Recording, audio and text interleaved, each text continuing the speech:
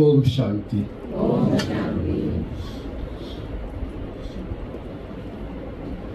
हम कौन से ब्राह्मण हैं? हल्के ब्राह्मण हैं?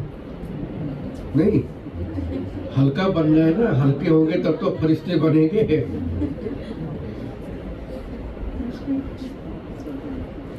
हल्के का मतलब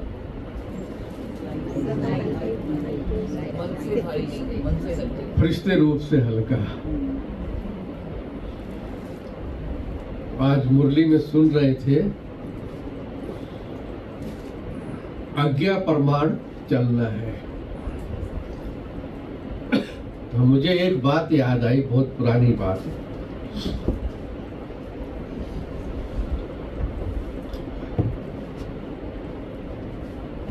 एक भाई मधुबन में सेवा में आए हुए थे। तो वो भाई लगभग 2-3 मास के लिए सेवा में आया था।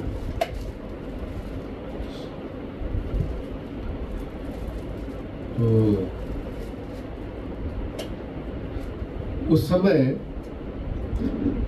मेरी जो सेवा थी वो थोड़ा बाबा और मम्मा के रूम की भी थी साथ में।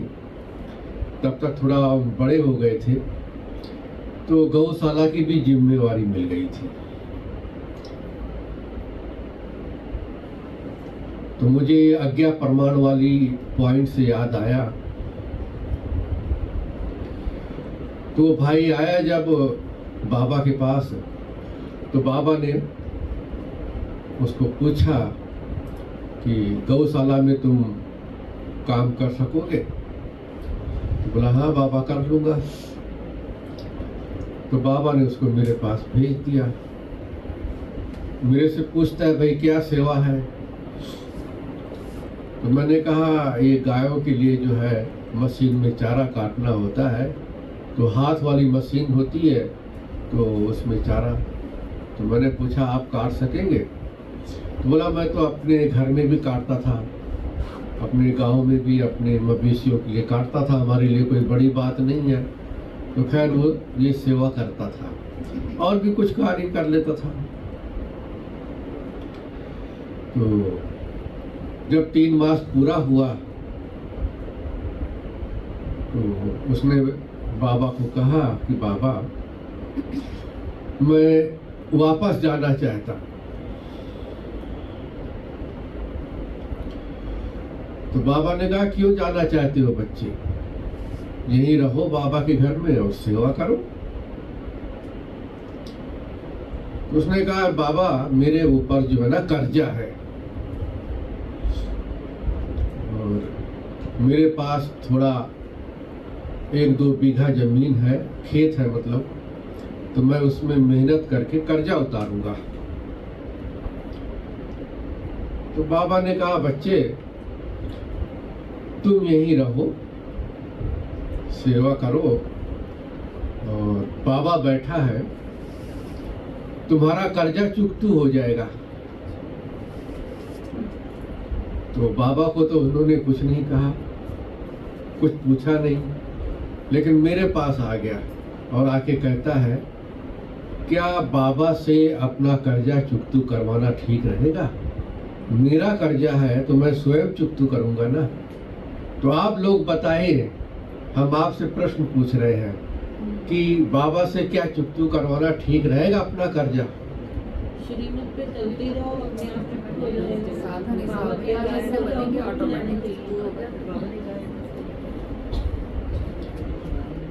अपने आप तो होता नहीं है चुकतू, कोई ना कोई तो करता ही है। और उसने मेरे से यही प्रश्न पूछा कि क्या बाबा यहाँ से पैसा भेजेगा? तो खैर तो मैंने भी उसको यही कहा कि आप बाबा से ही पूछ लेते। सबसे बढ़िया था, आपको सही जवाब मिल जाएगा। मेरे से पूछ रहे हो तो हम तो अपना विचार बताएंगे। विचार गलत भी हो सकता है, सही भी हो सकता है। लेकिन उसने कहा नहीं, तुम बताओ। मैंने कहा ठीक है। मैंने कहा जब बाबा ने कहा है कि चुकतू हो जाएगा, बाबा बैठा है, मतलब रिस्पॉन्सिबल बाबा है, तो तुम यहीं रहो, तो जो बाबा ने कहा है वो करो। एक हफ्ता और किसी तरह से उसने रुक करके और कहता है कि मैं अभी जा रहा हूँ, जाना चाहता हूँ। तो देखो कितना अच्छा उसको भाग्य था। लेकिन उसको सिर्फ एक ही पॉइंट खटक गई कि मेरा कर्जा है ना, हम दूसरों से क्यों चुकतू करवाएं। मतलब बाबा से ही चुकतू करवाना हुआ ना वो तो। मैंने कहा जब बाबा ने कहा है तो तुम निश्चिंत रहो, और ज्यादा ख्याल आता है तो बाबा से पूछ लो, यही हो सकता है। तो खैर वो छुट्टी लेके चला गया। और उन दिनों में जो भी भाई बहनें मधुबन में जाते थे तो एक रजिस्टर होता था, उसमें वो पहुंचने की डेट लिखते थे, अपना नाम, और जब जाते थे तो जाने की डेट लिखते थे। और एक कॉलम होता था, उसमें रिमार्क्स लिखते थे कि हमें क्या प्राप्ति हुई, क्या अनुभव हुआ। तो वो रजिस्टर कभी कभी मैं भी भरवा लेता था, कभी कभी दादा विष्णु जी भरवाते थे। वैसे दादा विष्णु जी अक्सर करके वही भरवाते थे, कभी कभी बिजी होते थे तो मैं भरवा देता था। उस भाई को मैंने कहा आप जा रहे हैं ना, तो आने का तो आपने भर दिया रजिस्टर, जाने का भी भर दीजिए। तो उसने नहीं भरा और कहा कि मैं तो श्रीमत पर चल नहीं रहा हूं, तो मैं रजिस्टर कैसे भरूं। तो उसको दादा विष्णु जी ने कहा कि अभी भी कुछ नहीं बिगड़ा है, जब इतना महसूस कर रहे हो तो रुक जाओ। लेकिन वो रुका नहीं, और उसने कहा कि हर साल हम अपना जो है मधुबन में आके सेवा करता हूँ, अगले साल फिर आ जाऊंगा सेवा करने के लिए। और हर बार जो है हम मेहनत करके जब खेत में अनाज होता है तो उसको अनाज दे देते हैं या पैसा दे देते हैं, मतलब चुकतू करते हैं। वो इस तरह से चुकतू करता रहता है। तो उसने कहा कि मैं दोबारा अभी चुकतू करके आ जाऊंगा, फिर आ जाऊंगा अगले साल सेवा में। मैंने कहा पॉइंट तो बहुत अच्छी आपने सुनाई है, लेकिन आज्ञा प्रमाण तो नहीं लग रहा है। तो बेचारा चुप हो गया और चला गया। 1-2 महीना मतलब वहाँ क्लास करता रहा। फिर बीच में 5-7 दिन नहीं आया क्लास में। तो टीचर बहन ने सोचा कि कहीं कुछ काम पड़ गया होगा या किसी कारण से चलो नहीं आया है, मालूम करवाएंगी। तो रात को सपने में टीचर के सपने में आया और टीचर बहन को कहने लगा कि मुझे भूख लगी है, मुझे भोग खिलाओ। तो नेक्स्ट डे गुरुवार था, भोग लगाया गया और एक भाई को भेजा कि भाई आज वो भोग मांग रहा है, तो जाओ पता करो क्या बात है, उसको लेके आओ। जब वो भाई वहाँ पहुँचे, थोड़ा दूर रहता था सेंटर से, गांव में। तो जब वहाँ पर पहुँचे तो उसके घर में तो ताला लगा हुआ था। आस पड़ोस से पता किया इधर उधर से, तो मालूम पड़ा कि पुलिस को उसकी बॉडी जो है वो रेलवे लाइन पर मिली है। अब आगे क्या कहानी है, कैसे मिली है, या तो कुछ आपसी झगड़ा होगा या कर्जे वाला हिसाब होगा या जो कुछ भी हो, वो तो हमें नहीं मालूम पड़ा, लेकिन इतना मालूम पड़ा। तो देखो बाबा ने कहा बाप की आज्ञा प्रमाण चलना है। अब उसको यही एक पॉइंट थी उसने कि मैं अगले साल फिर आऊंगा और फिर बाबा की आज्ञा में फिर सेवा करके जाऊंगा।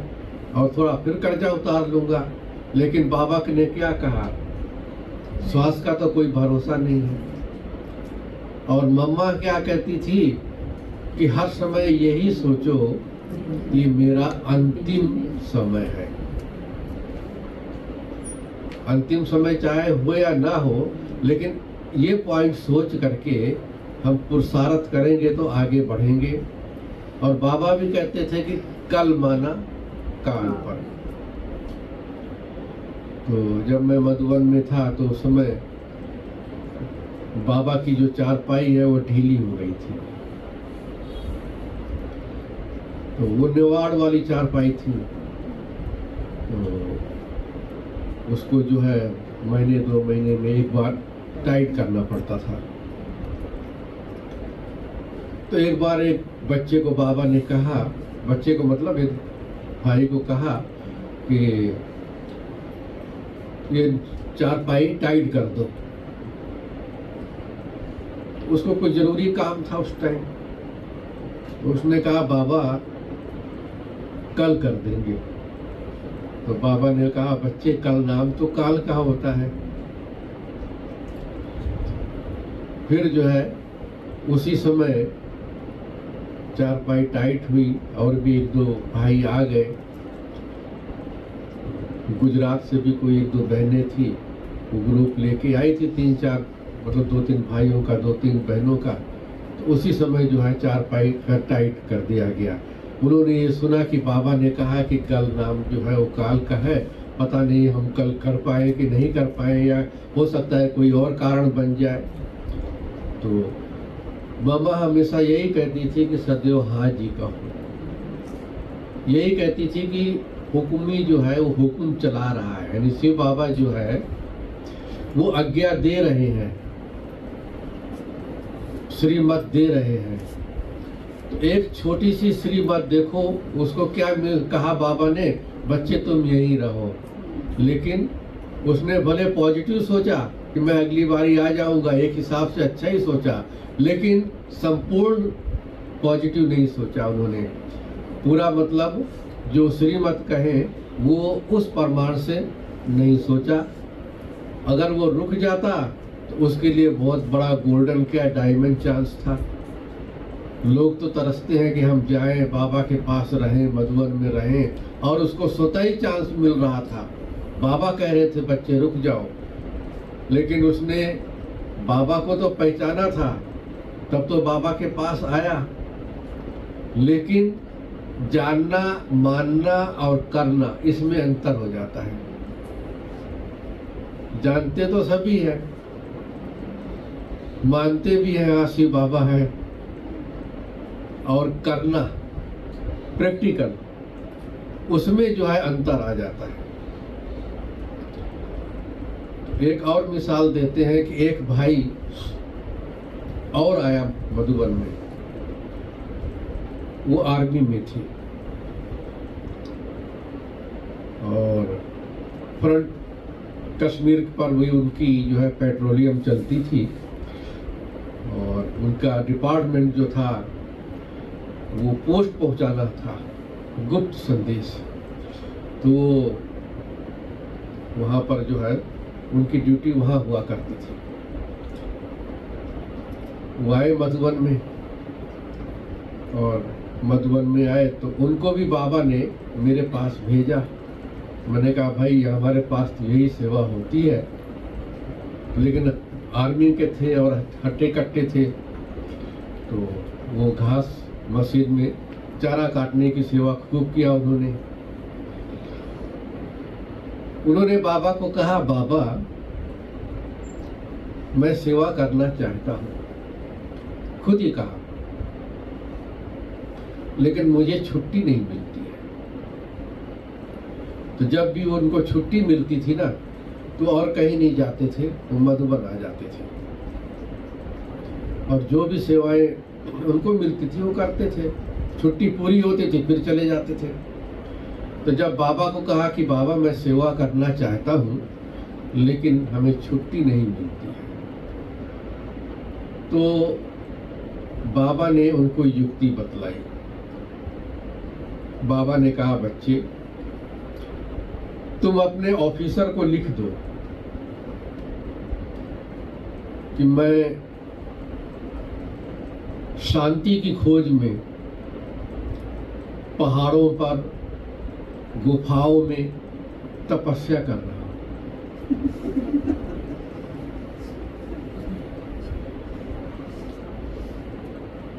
तो ये शब्द बाबा के बताए हुए थे, तो उन्होंने अपने ऑफिसर को लिख दिया और उनके ऑफिसर को ये मालूम था कि ये कुछ धार्मिक प्रवृत्ति का है व्यक्ति, लेकिन ब्रह्मा कुमारी ये वो नहीं मालूम था उसको। तो जब वो ऑफिसर ने वो लेटर पढ़ा तो इंक्वायरी गई उसके घर में, तो उसकी माँ ने कहा, कुमार था भाई, तो उसकी माँ ने कहा कि वो तो यहाँ से 1 महीना पहले चले गए थे ड्यूटी में। बोला मैं तो जा रहा हूँ ड्यूटी में, लेकिन वो ड्यूटी में तो नहीं गए थे, मधुबन में सेवा में आए थे। तो उन्होंने देखो बाबा की आज्ञा मान करके और ऑफिसर को लिख दिया और ज्यादा इंक्वायरी भी नहीं हुई और वो मधुबन में समर्पित भी हो गए और सेवा में भी रहने लग गए और काफी बड़ी सेवाएं भी की उन्होंने। आप लोग जानते भी होंगे उनमें से काफी भाई बहने। अभी 3 साल पहले, कोरोना से पहले की बात है, मैं मधुबन में गया हुआ था और वो टेलीफोन एक्सचेंज के, मधुबन मतलब शांतिवन में, टेलीफोन एक्सचेंज के सामने जो बगीचा है वहां पर कुर्सी में बैठे हुए थे। तो मेरे को जाते हुए देख करके आवाज लगाया, बुलाया और कहने लगे कि आपको याद है? मैंने कहा क्या? बोला मैं आपका सेवाधारी था, चारा काटता था, गौशाला में आके सेवा करता था। तो मैंने कहा सेवाधारी थे, लेकिन अभी तो आप मालिक हैं, अभी आप सेवाधारी नहीं हैं। हर एक सेवाधारी की स्टेज पार करके और वो मालिक बन जाता है, तो आप अभी मालिक हैं, मैनेजर हैं यहाँ के। तो बहुत से भाई बहने उनको जानते हैं। जो दादी जी का कॉटेज है ना, प्रकाश मणि दादी जी का कॉटेज, जहाँ मुन्नी बहन ये सब रहती हैं, उसी के ऊपर वो रहते थे। उनका नाम था भोपाल भाई, जानते होंगे बहुत से भाई बहन। ये उनकी कहानी है और शांति स्तंभ लेने में उनका बहुत बड़ा सहयोग रहा है। जो शांतिवन लेने में उनका बहुत बड़ा सहयोग भी रहा है और वो जमीन खरीदते भी रहते थे और गुलजार दादी से चुपचाप पूछ लेते थे कि बाबा से पूछ के हमको बताना कि वो जो इस साइड की जमीन है ना, जैसे मुखड़ी माता वाली जमीन है, इस मुखड़ी, हाँ, जो मनमोहनी वन जिसको कहते हैं, ये हम लेना चाहते हैं, तो बाबा से पूछ के बताना तो हम लेवे। तो ये भोपाल भाई ने मुझे बताया था ये बात कि मैंने पूछवाया, तो बाबा ने कहा कि बच्चे थोड़ा सड़क से दूर लेना। तो उन्होंने इस प्रकार से जो है वो गुलजार दादी से पूछ लिया करते थे। और तो देखो एक आत्मा बाबा की श्रीमत मान करके तो उसने इतना बड़ा भाग्य बना लिया कि वो शांतिवन का मैनेजर भी बन गया, पूरा कारोबार भी संभालने लग गए। तो देखो श्रीमत मानने में कितना अंतर है। एक ने सोचा मैं अगली बार फिर आके सेवा करूंगा, लेकिन समय का तो नहीं मालूम था ना। बाबा तो त्रिकालदर्शी है, बाबा तो जानते हैं। तो इसलिए बाबा कहते हैं कि बच्चे बाबा से राय लेते रहो, श्रीमत पर चलते रहो, उसी में ही कल्याण है और जो बीता उसमें भी कल्याण है। और जो आज बाबा दुआएं देने की बात कर रहे थे, दुआएं देना है, दुआएं लेना है, तो मम्मा रोज रात्रि को क्लास में, रात्रि को भी बाबा और मम्मा आते थे, बच्चों से मिलते थे क्लास में, और मॉर्निंग में भी बाबा मम्मा आते थे। तो बाबा के आने से पहले मम्मा आती थी, मॉर्निंग में भी और रात्रि को भी। तो रात्रि को जब आई तो सबसे पहले मम्मा खुश खैरियाफत पूछती थी। मम्मा ने पूछा, ये रोज का मतलब दिनचर्या थी। तो मम्मा ने पूछा कि सभी राजी खुशी है? सबने हाथ खड़ा किया, हम राजी खुशी हैं। फिर पूछा किसी को कोई तकलीफ तो नहीं है? तो किसी ने हाथ नहीं खड़ा किया, मतलब तकलीफ नहीं है, तो सब ठीक है।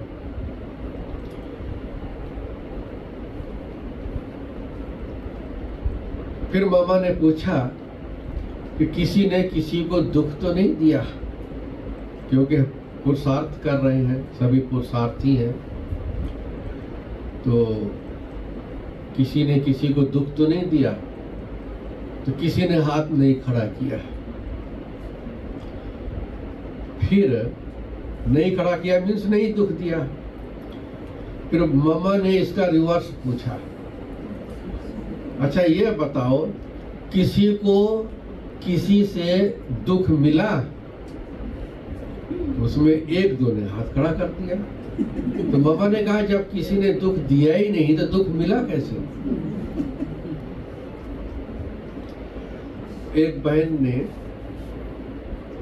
कहा कि मम्मा फलाने ने हमको ऐसे बोल दिया और हमको जो है ना वो हमारे अंदर चला गया, हमको लग गया।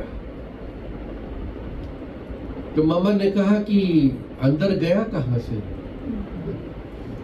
बोला कान से गया, कान तो सुनता है ना। तो मम्मा ने हंसी हंसी में कहा कि बाबा तो कहते हैं hear no evil, see no evil, think no evil, talk no evil है। तो फिर आपने सुना ही क्यों? बाबा की तो आज्ञा है ना कि दूसरी और कुछ नहीं सुनना है।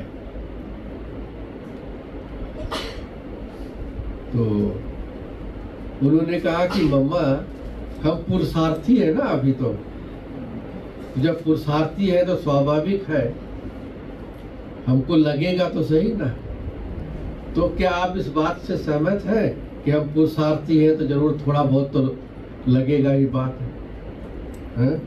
नहीं, क्यों? पुरुषार्थी है ना, संपूर्ण तो बने नहीं। उस बहन ने भी यही कहा कि मम्मा हम तो संपूर्ण तो बने नहीं हैं। हाँ, संपूर्ण बन जाएंगे फिर तो नहीं होगा, ये तो गारंटी है।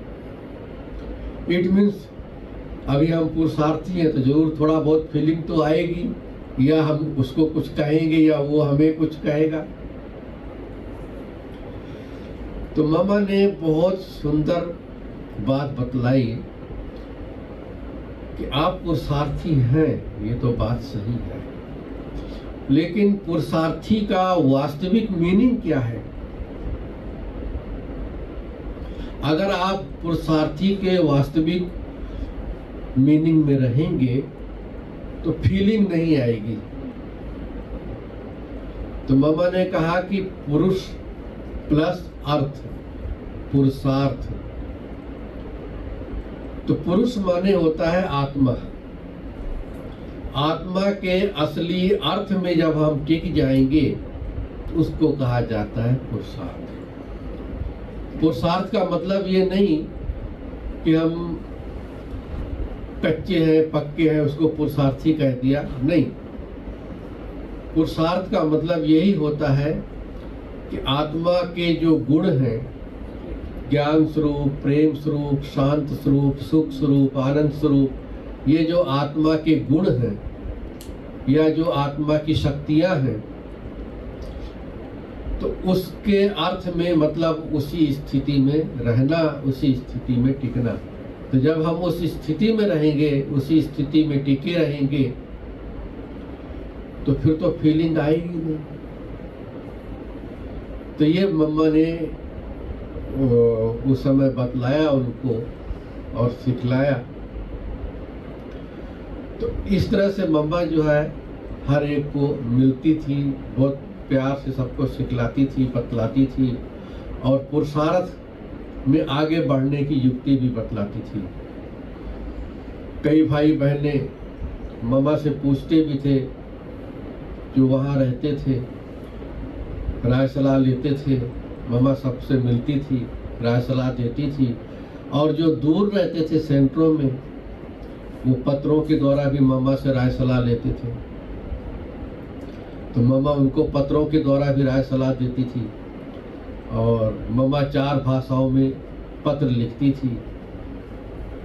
एक तो गुरमुखी, दूसरा सिंधी भाषा और तीसरा इंग्लिश और हिंदी। ये 4 भाषाओं में मम्मा लिखती थी पत्र के द्वारा। और मुझे भी मम्मा ने कहा, बाबा ने भी कहा कि तुम सिंधी सीखो, ये सिंधी भाषा जो है वो काम आएगी। तो ये जो उन दिनों में तो दादियाँ सिंधी लिखती थी, सिंधी पढ़ती थी, क्योंकि वो शुरू से ही सिंध से उनका सिंधी मीडियम ही था करीब करीब।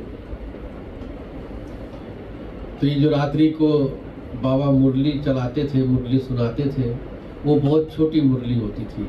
मॉर्निंग में तो बहुत बड़ी होती थी। तो रात्रि की 2 बार जो है मैंने सिंधी मुरली जो है लिख करके वो स्टेंसिल पर लिखी जाती थी। फिर वो लिथो मशीन में छपती थी, फिर वो सेंटरों पर जाती थी। तो 2 बार हमें भी मतलब सीखने के बाद एक चांस मिला लिखने का, तो जिससे कि हमारा पक्का हो गया कि हम लिख सकते हैं। मशीन ये पांडव भवन में थी। पांडव भवन तो पांडव भवन ही था, और तो कुछ था नहीं। इधर कुंज भवन ये वो नहीं थी। कुछ नहीं था, ये सब बाबा के अव्यक्त होने के बाद में बने हैं। सिर्फ बाबा ने पांडव भवन के अंदर की जो बिल्डिंग है ना, वो बनवाया था। वो भी सब नहीं। जैसे पांडव भवन में मेडिटेशन हॉल है बाबा के कमरे के सामने, वो बाद में बना। उसके बराबर में एक 2-3 कमरे हैं, तो उसको बाबा हवाई महल कहते थे, वो बना था। हिस्ट्री हॉल बाबा ने बनवाया। हिस्ट्री हॉल के पीछे 2 कमरे हैं, तो भाई बहनें जो पार्टी आती थी वही ठहरती थी। बाद में बाबा के अव्यक्त होने के बाद में उसमें दादी प्रकाश मणि ठहरती थी इस तरफ, उस तरफ गुलजार दादी ठहरती थी। उसके बीच में भी एक छोटा सा कमरा था। तो मनोहर दादी जी कहती थी मेरे लिए छोटा कमरा ठीक है। तो वो तो पंजाब हरियाणा की सेवा में होती, लेकिन जब मधुबन आती थी क्लास कराने के लिए, भट्टियाँ कराने के लिए, तो वो छोटे कमरे में रुक जाती थी। और शांति स्तंभ के सामने जो सिंगल स्टोरी वो बाबा ने बनवा दिया था। और ट्रेनिंग सेंटर, जी हाँ, उसको ट्रेनिंग सेंटर कहते हैं, वो बनवा दिया था। और जो हवाई महल है वो तो उधर है ना। एक्चुअली क्या है कि थोड़ा बड़े भंडारे के पास क्या है कि थोड़ी कंफ्यूजन हो गई। बाबा के समय में हवाई महल इसको कहते थे, उसको एरोप्लेन कहते थे। लेकिन अब क्या हुआ कि कई भाई बहनों को नहीं पता था, तो लोग वो आपस में फिर कहने लगे कि ये हवाई महल हो गया। तो वो ऐसे जो सुनता था फिर ऐसे सुनते सुनते, लेकिन बाबा के समय पर उसको एरोप्लेन कहते थे। क्योंकि उस पे एरोप्लेन की ना छोटी सी फोटो बना रखी, सीमेंट का एरोप्लेन बना के रखा। अच्छा, तो इस तरह से इतना बाबा बनवा के गए थे। और जो ये टेलीफोन एक्सचेंज है, इसके पीछे अभी स्टोर रूम है। वो किचन था, वो बाबा ने किचन बनवाया था। बहुत पहले जब मैं गया था तो किचन 3 सेट का था, और किचन के बर्तन रखने के लिए एक अलग से ऐसा बनाया था जो लॉक हो जाए। क्योंकि एक बार जो है चोर आ गए थे, तो सबने सोचा कि ये तो यहाँ भील लोग रहते हैं, आदिवासी लोग, ये फिर दोबारा ना आके चोरी करें, तो बर्तन रखने के लिए एक अलग सा लॉक सिस्टम का बना दिया था, उसमें ताला लग जाए। बाकी वो भोजन वोजन जो है वो खुले में ही, जैसे ऊपर छत थी टीन की, वैसे ओपन था। बाद में वो किचन बना, वो भी बाबा के सामने ही बना। गौशाला कहाँ थी? गौशाला जो थी वो जो आप गोल गुंबद जिसको हवाई महल कह रहे हैं ना, एक्चुअल में एरोप्लेन, उसी के ही इस साइड में थी, मतलब उसी के पैरेलल में थी।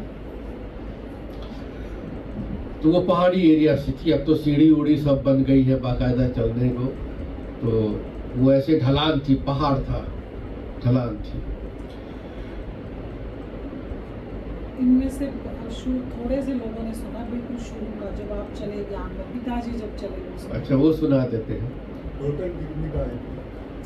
24 जी, बताई थी। गाय कितनी थी? गाय 1 दर्जन थी, 2 दर्जन उनके बछड़े थे, 2 बैल थे। उनके क्या करते थे? हाँ, ऐसा था कि जो पांडव भवन के अंदर मकान बने हुए हैं वो ईंट के नहीं हैं, वो पत्थर के हैं। जो माउंट आबू में पक्के पहाड़ है ना, तो उसमें पहाड़ में क्या करते थे कि सुराख करके, हाथ से सुराख करते थे, मतलब पहले एक छेनी लेकर के हथौड़े से ठोकते थे। बाद में ड्रिल मशीन आ गई, तो ड्रिल मशीन से फिर होल करने लग गए। तो उसके अंदर डायनामाइट डाल करके और उसमें आग लगा देते थे। तो वो डायनामाइट से जो है पहाड़ फट जाता था, टूट जाता था। और जब ये पहाड़ तोड़ते थे ना, तो 1 किलोमीटर तक जो है पहरे, मतलब रखवाली करने के लिए कोई आए जाए नहीं उस एरिया से, कि खाली मतलब रोक देते थे। ट्रैफिक तो वैसे होती नहीं थी, लेकिन कोई भी व्यक्ति आ गया या कोई भी गाड़ी आ गई और पहाड़ टूटेगा ना, तो वो तो ख़त्म हो जाएगा एकदम से। बहुत ज़ोर की आवाज़ होती है और पत्थर बहुत ज़ोर से उड़ता है। तो और डायनामाइट की पावर भी बहुत ज़्यादा होती है। तो क्या करते थे कि ड्रिलिंग कर देते थे 5 फुट 10 फुट जैसे जगह होती थी, और वो पहाड़ को तोड़ देते थे। फिर तोड़ने के बाद जो टुकड़े टुकड़े होते थे ना पहाड़ के, वो तो उनको कुछ नहीं करते थे।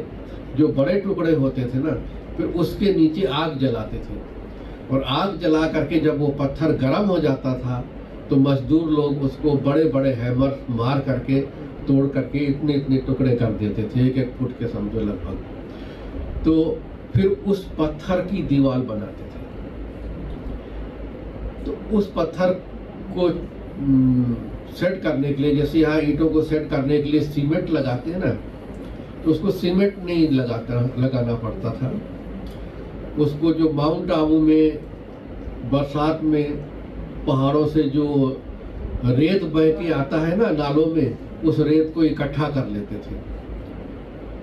और आबू रोड में जब हमारा रेलवे स्टेशन जाते हैं ना शांतिवन से, तो बीच में एक जगह आती है, उसको आकड़ा भट्ठा कहते हैं, उसका नाम है आकड़ा भट्ठा। तो उस भट्ठे में पत्थर को पका करके चूना बनाते हैं। अब तो नहीं है वो सिस्टम, पहले था। और जब वो चूना बन जाता था तो चूना मंगवाते थे आबू रोड से। फिर वो चूना, रेता और भी 2-3 चीज़ें मिला करके और उसको पीसते थे। तो पीसने का क्या सिस्टम था उसका कि ऐसे गोल धारे में इतना चौड़ा खड्डा खोदते थे गोल, उसमें ये सब सामान डाल देते थे, चूना रेता वगैरह जो भी डालना होता था।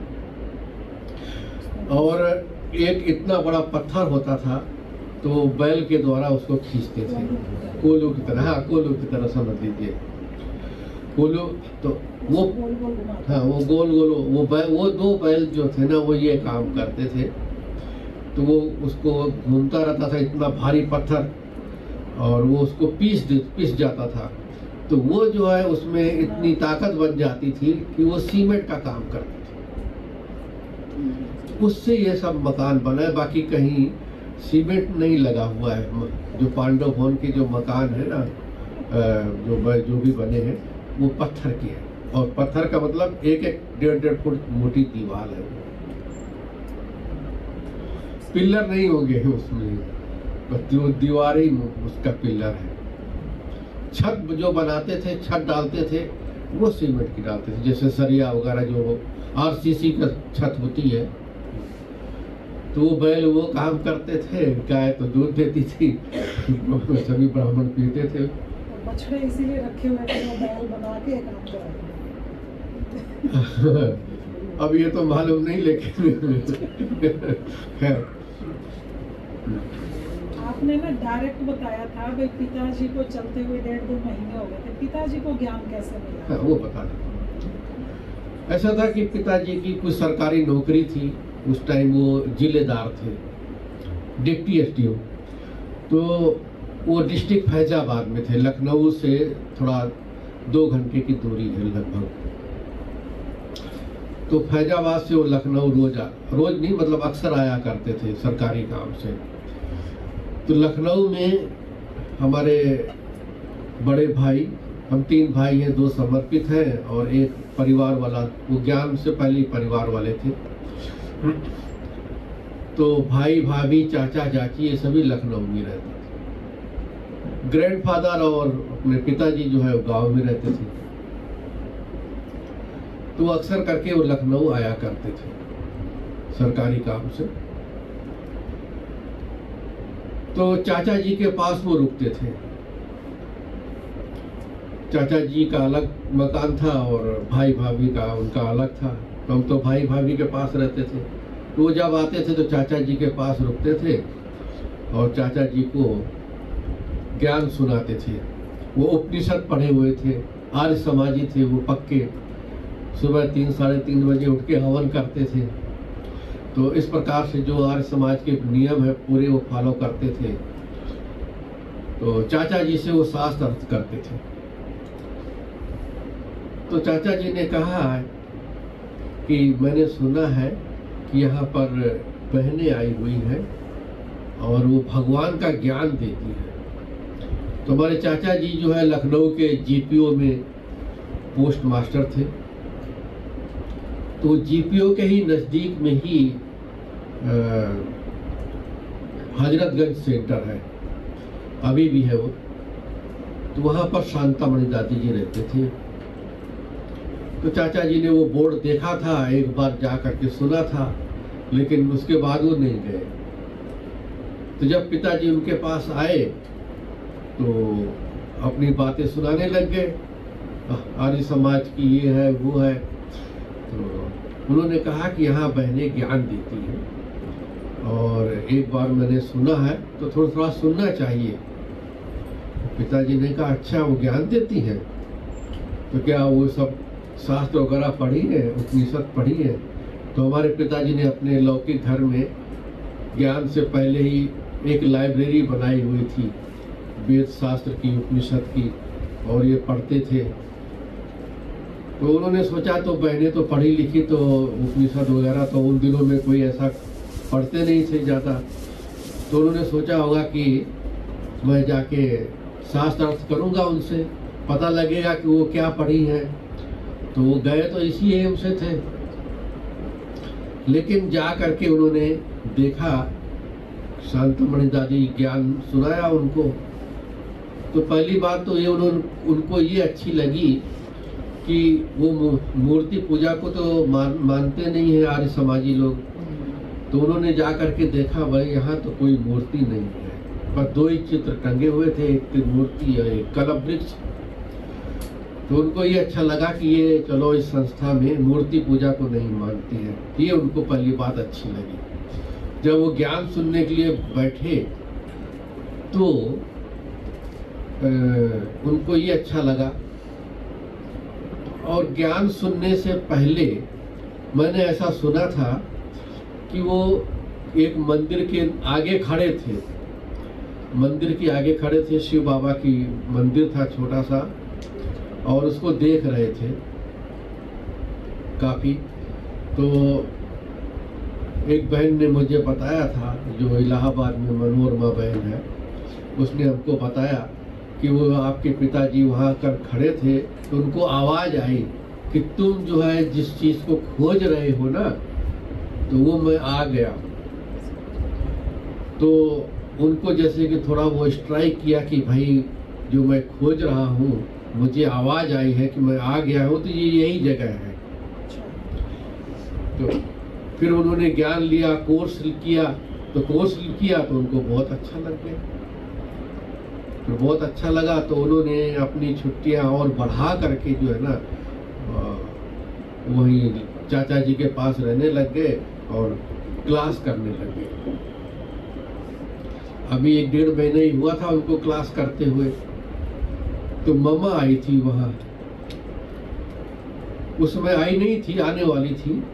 तो शांतामणि दादी जी ने कहा कि मम्मा आने वाली है, तो आप मम्मा से जरूर मिलना, इस तारीख को आ रही मम्मा। ये बात 1959 की है, 59-60 ऐसे लगभग। तो वो मम्मा, सबको उत्सुकता थी कि सभी मम्मा से मिलेंगे।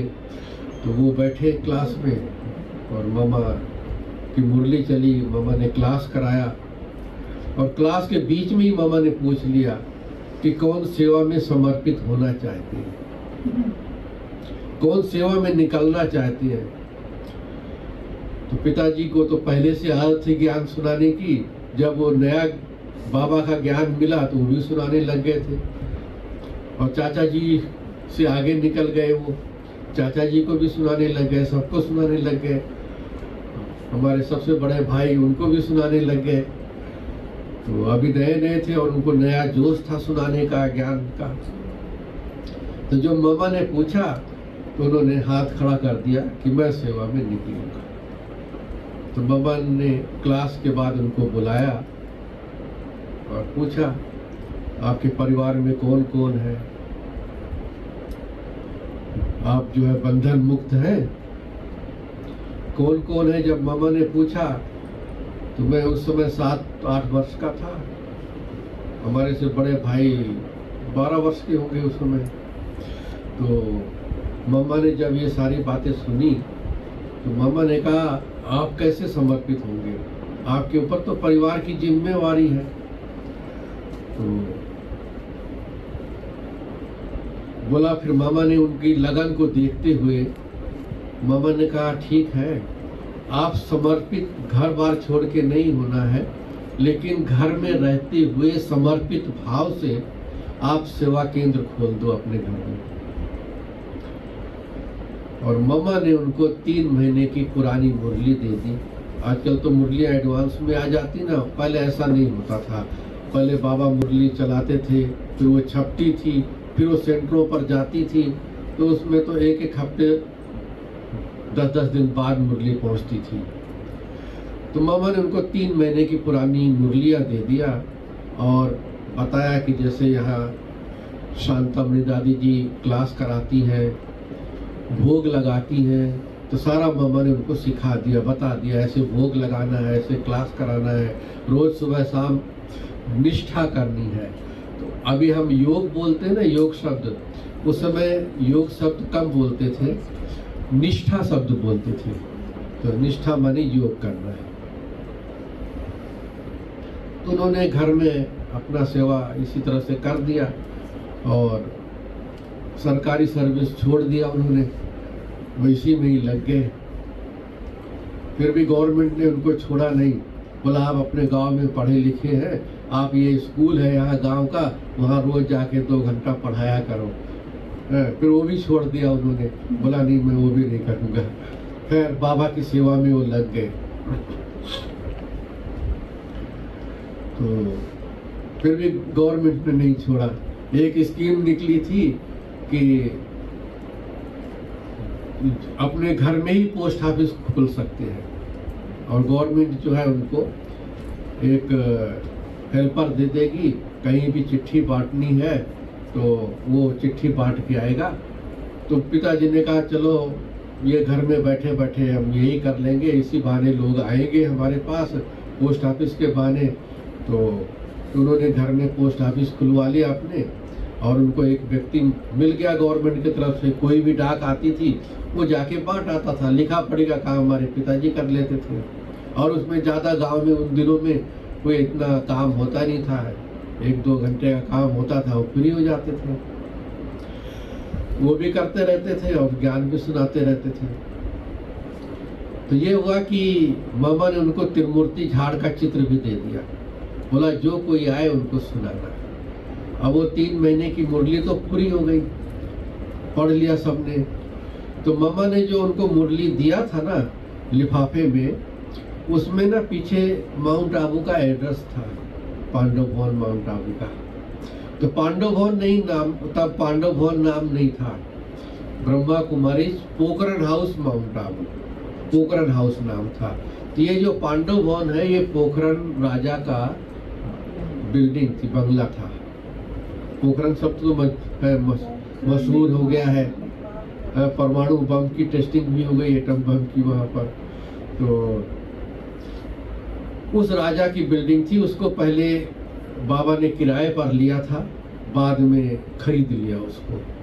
तो खैर वो जो पिताजी ने एड्रेस पढ़ा, पांडव भवन पोखरण हाउस माउंट आबू, उस पर चिट्ठी लिख दिया मम्मा को कि मम्मा हमने तो 3 महीने की मुरली तो पूरी कर ली, और अभी आगे क्या करना है, इसी को ही पढ़ते रहना है, क्या करना है। तो मम्मा ने वहाँ से मुरली भेजना शुरू कर दिया।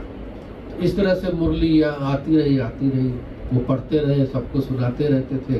फिर विद्या बहन तैयार हो गई, उन्होंने सीख लिया, दूसरी बहन भी तैयार हो गई, वो भी सीख लिया। इस तरह से माता जी भी, वो हिंदी कम पढ़ती थी लेकिन मुरली पढ़ करके वो जो है वो भी काफ़ी जो है सीख गई।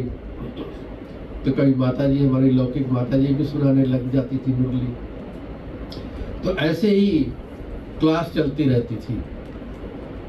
तो विद्या बहन से जो छोटी बहन है ना, वो उस समय ज्ञान में चलती थी। तो पिताजी ने उसकी ड्यूटी लगा दी कि तुम भोग लगाया करो। तो वो भोग लगाती थी, कभी वो बिजी हो जाती थी तो विद्या बहन भी भोग लगाती थी, कभी माता जी भी भोग लगाती थी बाबा को, लेकिन अक्सर करके वही लगाती थी, उसी की से उसको ही सेवा मिल गई थी। कभी गुरुवार को भोग लगाती थी? हाँ, गुरुवार भी लगाती थी। और वैसे तो एक छोटा भोग हर रोज लगाती थी, लेकिन गुरुवार को बड़ा भोग लगाती थी। तो ऐसे ही मतलब कार्यक्रम चलता रहता था। तो वो बहन भोग लगाते लगाते, पहले तो ऐसे ही योग में बैठ करके भोग लगा रही थी, फिर बाद में वो ध्यान में चली गई, बाबा ने उसकी रस्सी खींच लिया। और जब वो ध्यान में गई तो पिताजी को थोड़ा लगा कि ये वहाँ शांतामणि दादी जी भी भोग लगाती थी, ध्यान में जाती थी, लगता है इसकी आंखें बंद हो गई है, शायद ये भी ध्यान में गई होगी। उससे भोग का कार्यक्रम पूरा हुआ तो पिताजी ने पूछा, तुमने कुछ अनुभव किया, कुछ देखा? तो बोला ये जो त्रिमूर्ति में ब्रह्मा बाबा का चित्र है ना, तब तक तो बाबा को नहीं मिले थे, तो ये मुझे दिखाई दिया। और बोला कि बाबा ने कहा कि बच्चे मैं कानपुर में आ रहा हूँ, जो भी बच्चे बाबा से मिलना चाहते हैं, निराकार बाप ब्रह्मा बाबा के द्वारा जो ज्ञान सुना रहे हैं साकार के द्वारा, तो दोनों से मिलना चाहते हैं वो बच्चे आ सकते हैं। इस तरह से बाबा ने एक मतलब मैसेज दिया, वो उन्होंने सुना दिया। तो पिताजी ने पूछा कि बाबा कानपुर में आ रहे हैं, तो कानपुर तो बहुत बड़ा महानगर है, तो कहाँ मिलेंगे बाबा? वो बताया? तो बोला नहीं, वो तो मैंने नहीं पूछा। तो फिर गई ध्यान में, तो गई तो उन्होंने एड्रेस भी बता दिया। तो पिताजी ने कहा ये पूछा कि कब मिलेंगे? तो बोला नहीं, वो भी नहीं पूछा। थोड़े सीधी सादी थी वो बहन। तो फिर वो गई ध्यान में, तो बोला बाबा आप कब मिलोगे वहाँ कानपुर में? तो बाबा ने तारीख बतलाई 14 जनवरी 1961। तो इस डेट को बाबा मिलेंगे वहाँ पर। तो सब कुछ नोट कर लिया, एड्रेस वगैरह नोट कर लिया। और गांव के भी काफ़ी लोग तैयार हो गए और पक्के निश्चय बुद्धि, इतने पक्के निश्चय बुद्धि थे कि अगर माताजी चल रही तो पिताजी नहीं चल रहे हैं। और एक भाई युगल, तो उसकी युगल पहले तो नहीं मानती थी, शुरू में बहुत विघन डाला। क्या विघन डाला कि जब वो नहा धो के तैयार होकर के सेंटर में आने लगता था ना, तो वो क्या करती थी, पानी फेंक देती थी, उसके कपड़े गीले कर देती थी।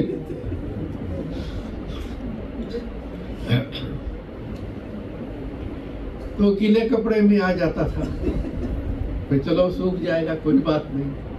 तो उसने देखा ये तो गीला कर दिया, अब गीले कपड़े में भी जाने लग गया ये। तो उसने एक युक्ति रची।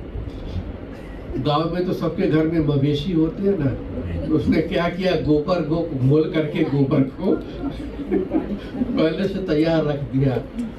बोला जब जाएगा ना तो ये गोबर डाल देंगी उसके ऊपर।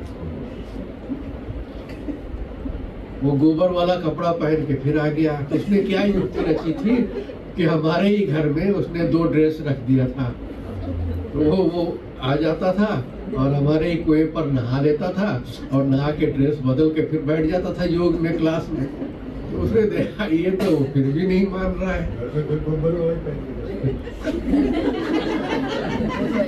वापस जाता है, वो गोबर वाले पहन के जाता। अब इतना तो मैंने ध्यान नहीं, वो ऐसे ही जाता था, ऐसे ही जाता था, साफ सुथरा पहन के जाता था।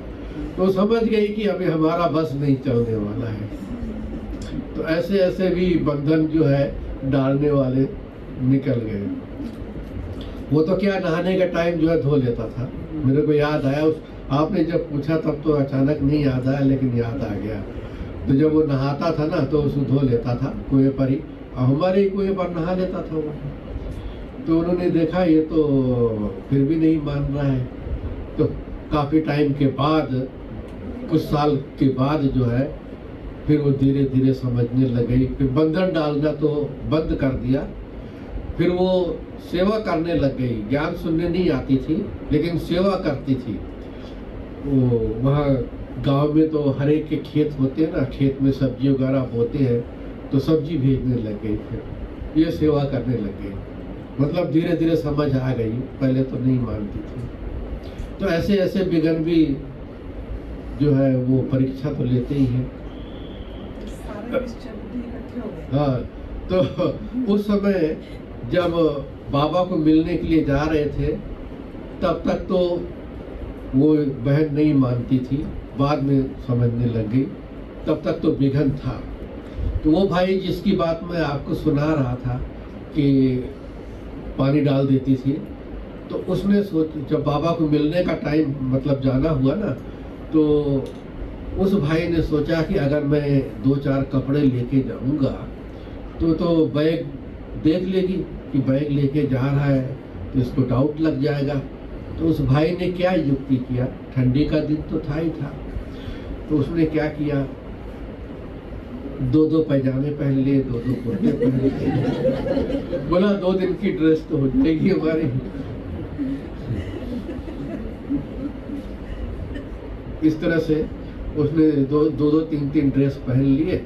फिर घर से जब निकल करके काफ़ी दूर पहुंच गया, तब जो है उसने उसको लपेट के पॉलीथीन में डाल दिया कपड़ों को, क्योंकि बैग लेके जाएंगे तो आसपास के लोग देखेंगे। और वो तो पहरा लगाए बैठी थी कि ये घर से निकलेंगे, कब निकलते हैं। तो इस तरह से बाबा के बच्चों ने हिम्मत करके, लगन वाले थे, निश्चय बुद्धि थे, तो बाबा को मिलने के लिए निकले। तो निकलने के पहले सभी गांव वालों ने मीटिंग किया था। बोला सबको, ये उस समय अफवाह चली थी कि जो वहाँ जाता है ना वापस नहीं आता है। तो सबको ये फिक्र था कि भाई मेरा लड़का जाएगा, पता नहीं वापस आएगा नहीं आएगा, क्या होगा। तो सबने मीटिंग किया और बोला कि इनके पिताजी को रोक लो तो सब रुक जाएंगे, यही लीडर हैं इनके। जब पिताजी को मालूम पड़ा कि ये तो गांव वाले हमको रोकना चाहते हैं, तो उन्होंने उस बहन को फिर बोला तुम ध्यान में जाओ और बाबा से पूछो, बाबा को कहो बाबा हम लोग आना चाहते हैं, हमें कोई युक्ति बतलाइए ताकि ये जो विघ्न आ रहा है ये खत्म हो जाए। तो बाबा ने युक्ति बतलाई। बाबा ने कहा कि हमारे घर से 5 किलोमीटर की दूरी पर एक ट्रेन रुकती है, स्टेशन है। उस स्टेशन का नाम जो है मुसाफिर खाना है। और दूसरा 7 किलोमीटर की दूरी पर भी एक स्टेशन है, उसका नाम खजुराहट है। तो पिताजी को मतलब वो बहन जो ध्यान में गई तो बाबा ने कहा कि रेलवे स्टेशन पर ट्रेन नहीं लेनी है, ट्रेन से नहीं आना है। वहाँ भी उनके सीआईडी बैठे होंगे, वो आपको रोक लेंगे। फिर कोई ट्रांसपोर्ट, कोई बस भी नहीं लेनी है, तो पैदल आना है। लेकिन पैदल भी कैसे आना है, जो मेन रास्ता है ना उस पर नहीं आना है, क्योंकि मेन रास्ते पर एक भवानी का मंदिर था। उसको वहाँ भवानी कहते थे, नाम कुछ अलग है, मेरे को भी भूल गया, लेकिन छोटे शब्दों में उसको भवानी देवी कहते थे। तो वहाँ मंदिर है, वहाँ मेला भी लगता है और भागवत कथा वहाँ चल रही थी। तो आलमाटी बाबा ने उस संदेशी बहन के द्वारा कहा कि जब ये आरती करने लग जाए तो पूरा गांव आरती में बिजी हो जाएगा, उस समय तुम रात्रि को निकलना और उस रास्ते से नहीं जाना। आपके गांव के पीछे 2 किलोमीटर की दूरी पर जो है ना जंगल है, वो जो जंगल है उस जंगल के बीच में से पैदल निकलना। तो पिताजी ने टॉर्च वगैरह का इंतजाम कर लिया था। और ये भी बाबा ने बताया कि सब एक साथ नहीं चलना, पहले वहाँ एक एक करके जंगल में इकट्ठे हो जाना, फिर वहाँ से इकट्ठे चलना निकलना। तो सबने ऐसे ही किया और वहाँ इकट्ठे होकर के फिर जब हमारे पिताजी लास्ट में पहुँचे सभी, तो वहाँ से यात्रा शुरू हुई। अब जंगल में सड़क तो रोड तो होता नहीं है, तो वो मवेशी जंगल में जाते हैं ना, तो थोड़ा ऐसे पगडंडी सी बन जाती है जिससे पता लगता है कि ये कुछ रास्ता है। तो उस पर चलते गए चलते गए। अब एक परीक्षा और आई कि वो पगडंडी तो पहले एक ही जा रही थी सीधी, फिर वहाँ एक और आ गई क्रॉसिंग। अब ये नहीं समझ में आया कि सीधे जाना है या इधर को मुड़ना है। तो सबने बाबा को याद किया कि बाबा किधर को जाए, ऐसे ना हो इस तरफ को मुड़े और हम वहीं पहुंच जाए जहां भागवत कथा हो रही है, तो और मुश्किल हो जाएगा। तो सबने जब बाबा को याद किया तो 3-4 लोगों को दिखाई दिया। एक फायर फ्लाई होता है ना, वो जलता बुझता है, जुगनू जुगनू देखा होगा आप लोगों ने। तो जुगनू जैसी एक लाइट जो है ना ऐसे चमकी। जुगनू तो नहीं था, लेकिन ऐसे लाइट इस तरह से मूव की लाइट। तो सबने कहा बाबा आए थे, ज्योति लाइट वो रास्ता बता रहे हैं देखो। तो जिस तरफ वो लाइट मूव की तो सब उस तरफ चलने लगे और सहज ही जंगल को पार कर लिया।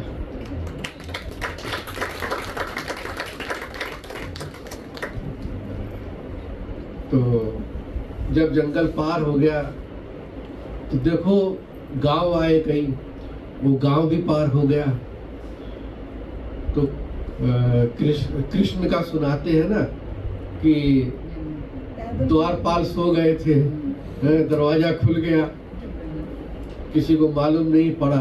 तो ऐसे ही सब पार हो गए और उस गांव में कुत्ते भी सो रहे हैं, कुत्ते भी नहीं भौंक रहे हैं। नहीं तो अनजान व्यक्ति अगर कोई किसी के गांव में जाता भी है ना तो कुत्ते भी भौंकते हैं, लोग जाग जाते हैं कि कौन जा रहा है, कोई चोर तो नहीं आ गया है रात को।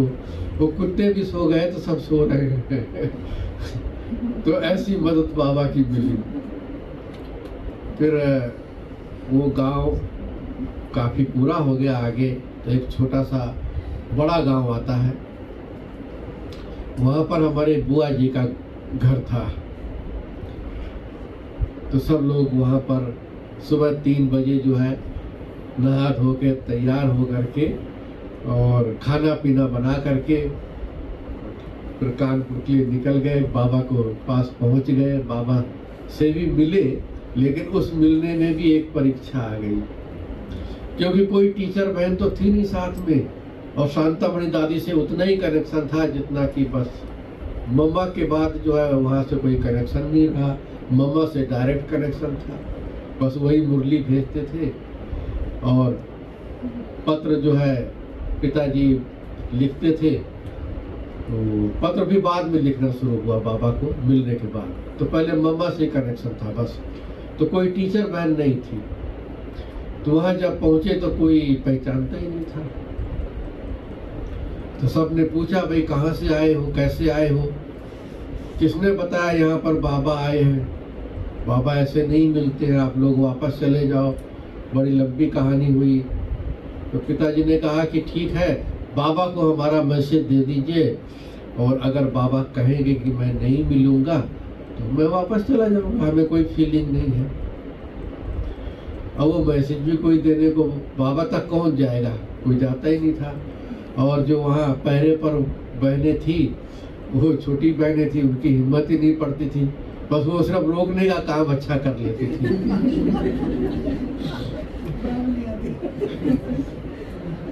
तो आपने सुदामा की कहानी तो सुनी होगी कि उसको द्वारपाल जो है पहरे वाले रोकते थे।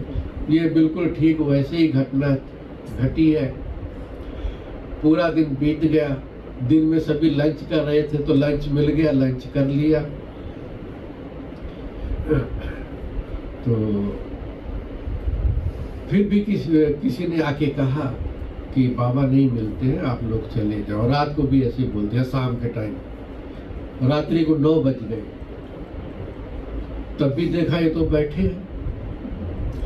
तो दिल्ली की जो मनमोहनी दीदी थी ना, दिल्ली जोन की इंचार्ज थी, और बॉम्बे में आतम मोहिनी दीदी थी, मतलब वो दादी तो बाद में कहना शुरू हुआ, पहले दीदी ही कहते थे उनको।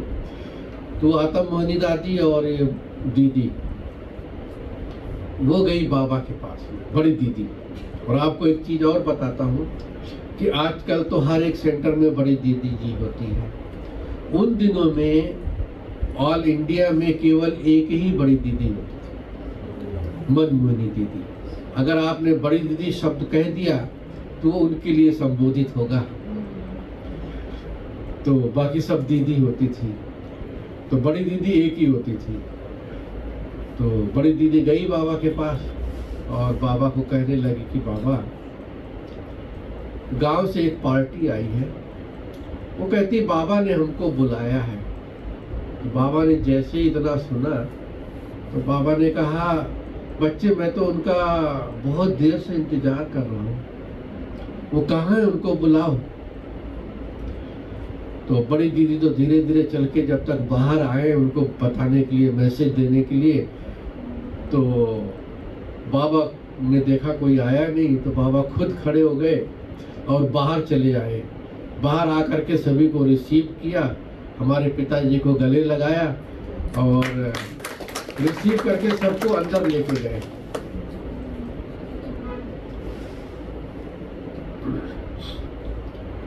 तो जब अंदर लेके गए तो सभी बाबा के आगे बैठे थे, तो बाबा ने सबको दृष्टि दिया, सबको, जो भी थे गांव वाले, घर वाले, सबको। तो इस साइड में विद्या बहन और लौकिक माता जी बैठी हुई थी। तो बाबा का ध्यान जो है ना हमारी लौकिक माता जी के पांव पर पड़ा, तो उनका पांव जो है ना वो सूज गया था, सूजन आ गई थी, और उनके पांव में कुछ लग भी गया होगा जंगल में। तो बाबा ने कहा कि बच्ची ये क्या हुआ? तो उन्होंने कहा कि जंगल में शायद कुछ लग गया होगा, और उनको माता जी को चलने का अभ्यास भी नहीं था, और वो काफ़ी चलना पड़ा, लगभग 25-30 किलोमीटर पैदल चले हैं। तो उनके पाँव में सूजन आ गई थी। तो उधर फिर बाबा की नज़र जो है विद्या बहन के पाँव पर पड़ी। तो बाबा ने संदली से उठ करके अपने रुमाल से उसको जैसे कि सहलाया और माता जी को कहा कि माताओं ने हमें आधा कल्प पुकारा है, अब वो भगवान आ गया है, तुम्हारे सब दुख दर्द जो है वो दूर हो जाएंगे। तो माता जी अनुभव सुनाती है कि सुबह तक जो है ऐसे हो गया, सूजन भी उतर गई और ऐसे हो गया कि जैसे कुछ हुआ ही नहीं था। तो देखो जो शास्त्रों में गायन है ना, वो प्रैक्टिकल। फिर विद्या बहन ने एक इनाम जीता था, पार्टिसिपेट किया था। तो उन दिनों में एक गांधी चरखा निकला था। तो चरखे में तो एक ही सूत निकलता ना, लेकिन उसमें मुझे याद नहीं, शायद 7-8 सूत निकलता है एक साथ। उस चरखे का नाम था सम्मिलित संयुक्त अंबर चरखा। तो उसमें उन्होंने पार्टिसिपेट किया था, तो उनको गलीचा मिला था बहुत बढ़िया, और वो फर्स्ट आई थी। तो जब वो गलीचा मिला तो उन्होंने बाबा के आगे वो रख दिया। उन्होंने कहा, बाबा ये तो आपने जो है हमें फर्स्ट नंबर इनाम जिताया है, ये आपका ही है। तो बाबा ने कहा, मैं तो अब इनका कर्जदार बन गया हूँ। तो बाबा ने लच्छू दादी को कहा कि शॉल ले आओ, इस बच्ची को शॉल पहनाना है। तो उन्होंने कहा कि बाबा हम कल निकाल देंगे स्टोर से, अभी तो स्टोर में बंद है अंदर। तो बाबा जो है अपनी शॉल उतारने लग गए। तो उन्होंने सोचा कि शायद बाबा अपनी ना पहना दें, तो बोला, नहीं बाबा आप जो है अपनी बात उतारो। फिर बाबा लच्छू दादी के साथ गए अंदर और स्टोर में से शॉल निकाल करके खुद ही लेके आए और वो विद्या बहन को पहना दिया। तो ये इस तरह से बाबा ने कहा कि मैं कर्जदार हूँ, तो उसको शॉल पहनाया। ये उन दिनों की बात है, आजकल तो कॉमन हो गई शॉल। तब बड़ी बड़ी दादियों के पास भी, बहुत कम दादियों के पास वो शॉल हुआ करती थी, मतलब बहुत कम तो बाद में तो शॉलें बिकने लग गई, सब खरीदने लग गए, सबके पास हो गई। लेकिन पहले बहुत बड़ी बात होती थी वो शॉल। बाबा ने शॉल पहनाया और इतना सम्मान दिया, तो सब देख रहे थे कि जिसको हम पूरा दिन रोक रहे थे, आज बाबा उसको जो है रिसीव करके अंदर लेके जा रहे हैं और बड़ी बड़ी बातें हो रही है। तो सबको बड़ी हैरानी हो रही थी कि ये पासा कैसे पलट गया। तो उसके बाद बड़ी दीदी से बाबा ने पूछा कि इनके ठहरने का प्रबंध कहाँ किया है। तो दीदी जी ने कहा कि इनका प्रबंध नहीं है, क्योंकि पहले से कुछ मालूम नहीं था। और उन दिनों में सेंटरों में जगह नहीं होती थी, सेंटर किराए में होते थे मकान, जैसे नहीं फ्लैट होते हैं 2-2 3-3 कमरे के, ऐसे। तो सेंटर में तो जगह होती नहीं थी। जो भी बाबा को मिलने के लिए गए थे वो धर्मशाला में ठहरे हुए या कोई अपने रिश्तेदार के यहाँ ठहर जाते थे। तो बाबा ने दीदी को कहा कि कमिश्नर को फोन लगाओ। तो उन दिनों में एक युगल ज्ञान में चले थे नए नए इनकम टैक्स कमिश्नर। तो उनको जब फोन लगाए तो वो आ गए। तो बाबा ने कमिश्नर साहब को कहा कि आपके यहाँ स्थान है ना, घर में जगह है ना। तो उन्होंने कहा हाँ, क्योंकि वो तो नीचे रहते थे, ऊपर गेस्ट हाउस खाली था उनका। तो बाबा ने कहा इन सबको ले जाओ और अपने घर में रख दो। तो कमिश्नर की गाड़ी में ही बैठ करके सभी गए वहाँ। तो देखो इतना बड़ा बाबा ने सम्मान दिया। और ठहरने की भी व्यवस्था दे दी, सब प्रकार की व्यवस्था दी। तो कई भाई बहने कहते हैं ना, आपस में बातचीत भी करते हैं कि देखो यहाँ छोटे लोगों को नहीं पूछा जाता है या उनको इतना सम्मान नहीं दिया जाता है। तो देखो यहाँ पर एक प्रत्यक्ष जीता जागता उदाहरण है कि बाबा कैसे सम्मान देते थे सभी बच्चों को, चाहे वो गांव के हैं, लेकिन बाबा गांव नहीं देखते थे। बाबा कहते थे मैं तो आत्माओं को देखता हूँ, बाबा शरीरों को नहीं देखते हैं। और जब भी मुरली बाबा चलाते थे तो मुरली में भी बाबा यही कहते थे, बच्चे मैं तो आत्माओं को देखता हूँ, आत्माओं के भविष्य को देखता हूँ। तो बाबा आत्माओं को देखते हैं और वहाँ 6-7 दिन रहने के बाद जब वापस आने लगे तो बाबा वहीं चक्कर लगा रहे थे। तो बाबा को लौकिक पिताजी ने कहा कि बाबा जा रहे हैं, अभी छुट्टी ले रहे हैं आपसे। तो बाबा हरे को दृष्टि दिया और पिताजी खड़े थे, इस तरफ माताजी खड़ी थी, इधर विद्या बहन खड़ी थी। तो सबको दृष्टि देते देते विद्या बहन को जब दृष्टि दिया तो बोला तुम किसकी बच्ची हो? तो उन्होंने कहा बाबा आपकी हो। साथ में जब पिताजी खड़े थे तो उनसे पूछा कि तुम्हारा क्या विचार है? तो उन्होंने कहा बाबा आपकी बच्ची है तो मेरा कोई दूसरा विचार नहीं। तो बाबा ने विद्या बहन का हाथ पकड़ के अपनी तरफ अपने साइड में खड़ा कर लिया और बोला कि तुम मेरी बच्ची हो ना? तो ऐसे ऐसे करने लग गई। तो बाबा ने कहा मेरी बच्ची हो तो वापस नहीं जाना। और सबसे मजे की बात यह है कि 40 साल तक वो लौकिक घर में नहीं गई। 40 साल तक। मैं तो जब मधुबन में था 11 साल, तो मैं तो तब भी नहीं गया। उसके बाद जब मैं दिल्ली आ गया तो दिल्ली में भी मैं समझता हूँ 5-6 साल बीतने के बाद मैं लौकिक घर गया, केवल 1 दिन के लिए। और लखनऊ में जो हमारे भाई रहते थे उनके लड़के के साथ, मतलब भतीजे के साथ, मैंने कहा भाई मैं अकेले तो नहीं जा सकूंगा, अगर तुम चलो। मैं लखनऊ गया हुआ था किसी काम से। वो एक्चुअल में क्या था, कलकत्ता में मेला था, तो उस कलकत्ते मेले में मैं गया था। तो वापसी में कानपुर में मैं रुका, वहाँ गंगे दादी के पास। वहाँ पर विद्या बहन थी, उनको मिल्क मिला। विद्या बहन ने कहा जब यहाँ तक आए हो तो लखनऊ भी हुआ हो, वहाँ बड़े भाई से मिल लो, सबसी से।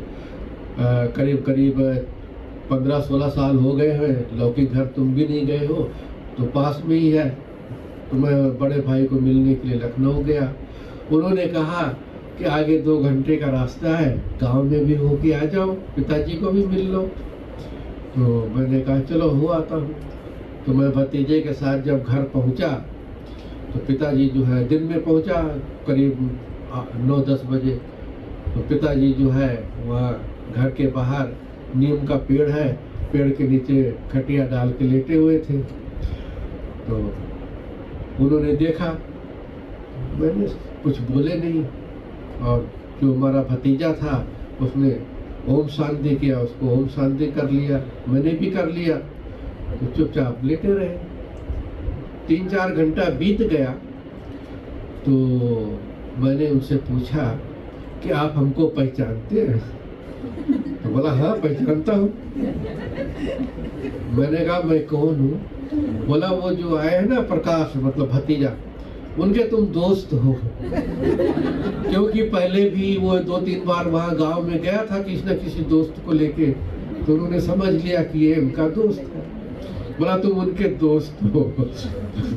तो मैंने कहा कि दोस्त भी हूँ, लेकिन जब मैंने उनको अपना नाम बताया, क्योंकि उनको मालूम नहीं था कि ये तो आने वाले हैं, मालूम होता तो शायद वो पहचान लेते, अंदाजा भी लगा लेते।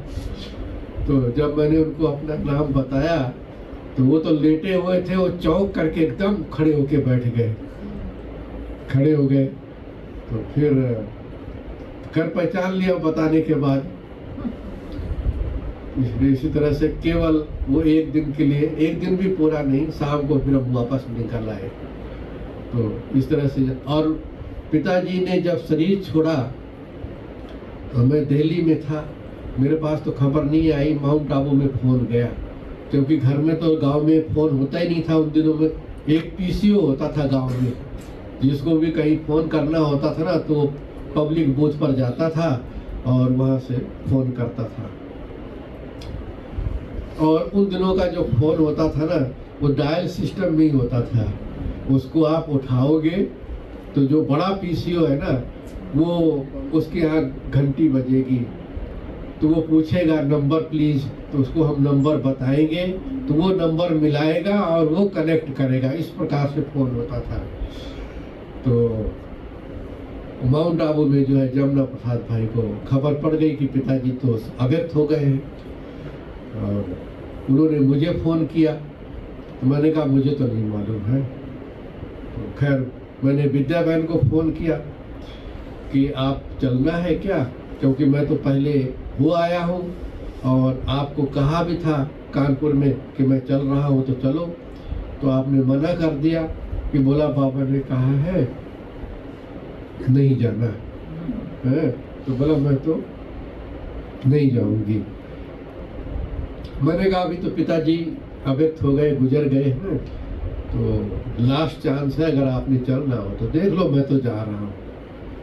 तो खैर वो आई और आ करके मैं दिल्ली से लखनऊ गया, वो कानपुर से लखनऊ आई, फिर इकट्ठे हम गए। और वो भी उनका अंतिम संस्कार करके वापस आ गए।